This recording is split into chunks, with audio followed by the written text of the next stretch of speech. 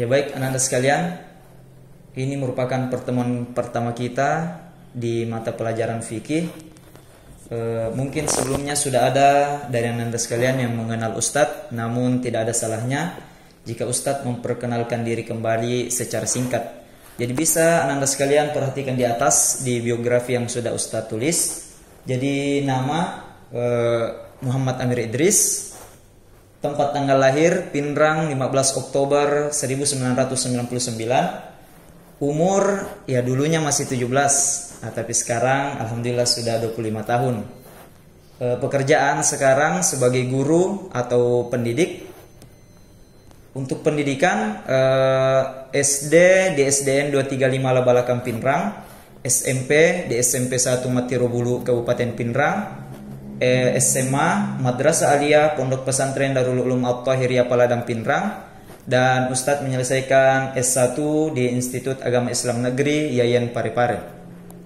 Baik, langsung saja kita masuk pada pembahasan kita di pertemuan pertama ini, yaitu bab tentang tohara. Ya, jadi untuk pertemuan pertama kita akan membahas tentang tohara. Sebelumnya Ustadz ingin tanya, mungkin dari anda sekalian sudah ada yang sebelumnya pernah belajar tentang tohara, atau mungkin sudah ada yang pernah mendengarkan apa sih itu tohara. Jadi Ustadz ingin mendengar pendapat dari kalian, apa yang kalian ketahui tentang tohara. Coba, siapa yang berani menjelaskan apa itu tohara atau menyebutkan apa yang kalian ketahui tentang tohara? Ya baik, tohara adalah ya bersuci. Kemudian apalagi? Membersihkan dari najis, betul. Apalagi? Ya, mensucikan diri dari hadas dan najis. Ya, jadi pandangan dari ananda sekalian itu sudah benar semua. Namun untuk lebih jelasnya, Ustadz akan menjelaskan lebih detail dan lebih mendalam apa sih itu tohara. Jadi tohara secara bahasa adalah menyucikan diri atau membersihkan diri dari kotoran yang ada di sekitar kita. Menurut pandangan ulama, arti tohara di sini bukan hanya membersihkan diri secara fisik, akan tetapi tohara yang sebenarnya adalah membersihkan diri baik dari luar maupun dari dalam kolbu atau dalam hati. Namun yang akan kita bahas adalah mensucikan diri secara harfiah atau mensucikan diri secara fisik. Next. Ya, jadi jika berbicara tentang tohara, maka tohara itu terbagi menjadi 3 bagian. Yang pertama ada tohara dalam bentuk berwudu. Kemudian yang kedua ada tohara dalam bentuk tayamum, dan yang ketiga ada tohara dalam bentuk mandi junub atau mandi besar. Namun untuk pertemuan kali ini kita hanya akan membahas tentang tohara dalam bentuk berwudu. Ya, wudu secara bahasa merupakan kegiatan menyucikan anggota tubuh menggunakan media air yang dilaksanakan atau dilakukan sebelum melaksanakan ibadah. Jadi seperti yang Ustadz jelaskan di awal tadi, bahwasanya tohara itu ada 3 bentuk. Ada yang menggunakan media air, ada yang menggunakan media debu, dan lain sebagainya. Namun wudu tersendiri adalah salah satu bentuk menyucikan diri menggunakan media air. Next. Ya, bisa Anda lihat pada gambar di atas, di mana di sini ada Naruto bersama dengan teman-temannya yang sedang melaksanakan ibadah sholat. Sebagaimana yang kita ketahui bersama, bahwasanya Naruto merupakan salah satu karakter yang memiliki kekuatan, memiliki jutsu dan cakra yang sangat luar biasa. Namun, walaupun begitu hebatnya Naruto, jika dia melaksanakan sholat tapi wudunya tidak sah, atau dia melaksanakan sholat tanpa melaksanakan wudu, maka sholatnya pun tidak akan diterima. Next. Kemudian ananda sekalian perhatikan pada gambar yang telah Ustadz siapkan di atas. Di sini ada tata cara atau langkah-langkah melakukan wudu yang baik dan benar sesuai dengan urutan yang baik dan benar.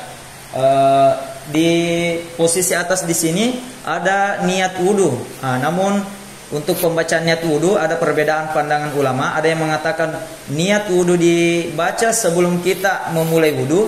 Ada juga ulama yang berpandangan bahwasanya niat wudu nanti dibaca ketika kita membasuh wajah. Akan tetapi terserah dari ananda sekalian mau mengikuti pandangan yang mana.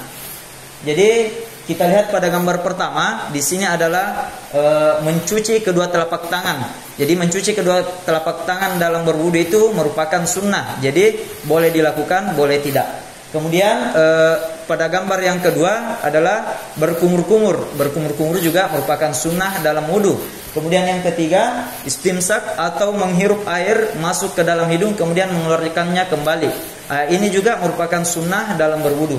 Yang keempat adalah membasuh wajah.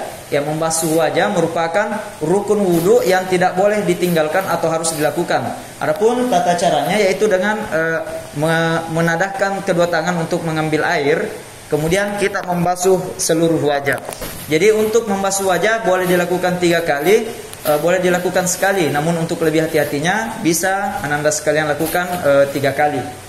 Kemudian pada gambar yang kelima, ini adalah membasuh tangan sampai ke siku. Jadi semua dimulai dari tangan kanan. Jadi membasuh tangan sampai ke siku dilakukan 3 kali dengan tangan kanan. Kemudian selanjutnya pada gambar 678 yaitu membasuh tangan sebelah kiri dari tangan sampai ke siku 3 kali juga.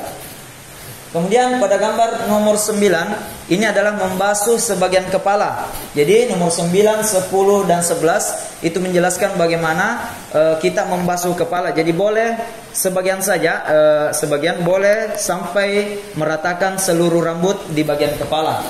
Ya baik, selanjutnya di kolom nomor 12 yaitu membasuh kedua telinga. Jadi dalam membasuh kedua telinga ini dilakukan secara bersamaan. Untuk tata caranya bisa Anda sekalian lihat pada gambar di atas dan bisa juga lihat bagaimana cara Ustadz melakukannya.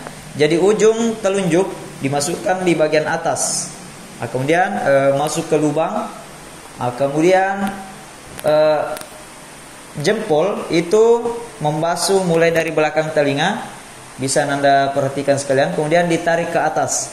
Jadi seperti ini. Jadi hal ini dilakukan 3 kali. Sebagaimana tata cara yang lain. Namun untuk membasuh kedua telinga ini juga hanya merupakan sunnah wudu. Jadi boleh dilakukan, boleh juga untuk ditinggalkan. Selanjutnya pada tabel nomor 14 dan 15. Jadi membasuh kedua telapak kaki merupakan rukun wudu yang terakhir yang harus kita lakukan. Jadi yang pertama kita membasuh telapak kaki kanan.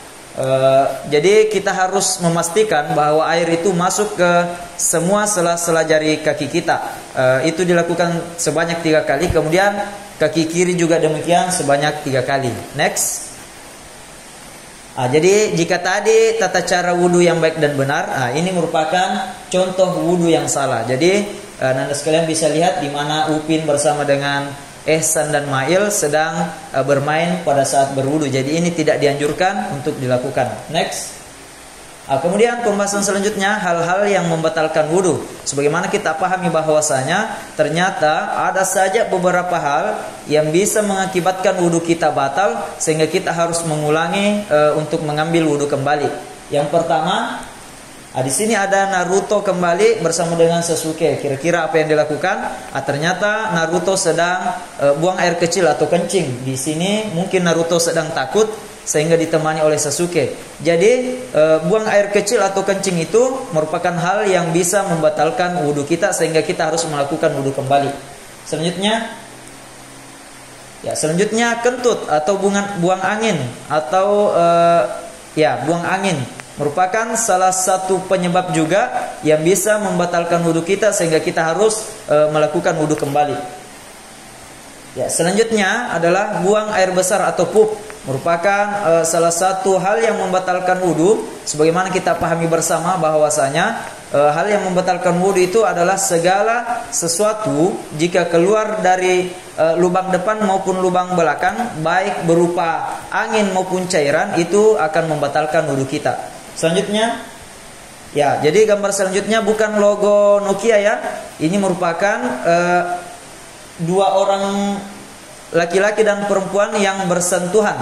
Jadi kita pahami bahwasanya di mazhab yang mayoritas kita ikuti di Indonesia itu mazhab Syafi'i, di mana bersentuhan dengan lawan jenis, baik disengaja maupun tidak disengaja, baik disertai nafsu maupun tidak disertai nafsu, jika pandangan Imam Syafi'i itu membatalkan wudu. Namun pandangan dari imam-imam lain ada yang mengatakan tidak batal, ada yang mengatakan selama tidak ada nafsu itu tidak batal. Namun untuk pandangan Imam Syafi'i sendiri, baik disertai nafsu maupun tidak, jika kita bersentuhan dengan lawan jenis maka itu akan membatalkan wudu kita. Dan yang terakhir, ya, Anda sekalian bisa lihat pada gambar yang terakhir di mana ada Ultraman yang sedang tertidur. Jadi salah satu hal yang membatalkan wudu adalah ketika kita hilang kesadaran atau tertidur pulas, sehingga kita harus mengulangi atau mengambil wudu kembali ketika kita hendak melaksanakan ibadah. Next. Ya, jadi untuk yang terakhir mungkin kita dengarkan kata-kata dari tokoh atau imam Free Fire, di mana kata-katanya itu skincare terbaik adalah air wudu.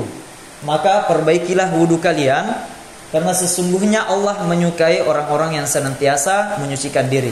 Jadi mungkin itu saja pembahasan kita mengenai materi tohara, khususnya wudu pada hari ini. Mudah-mudahan apa yang Ustadz sampaikan bisa dipahami dengan baik oleh anda sekalian, bisa dilaksanakan atau diterapkan dalam kehidupan sehari-hari, terutama dalam tata cara berwudu yang baik dan benar, dan bisa menghindari hal-hal yang bisa membatalkan wudu kita, sehingga kita bisa beribadah kepada Allah dengan baik dan khusyuk. Mungkin itu saja, lebih dan kurangnya mohon dimaafkan. Akhirul kalam, fa idza faragta fansab wa ila rabbika farghab. Assalamualaikum warahmatullahi wabarakatuh.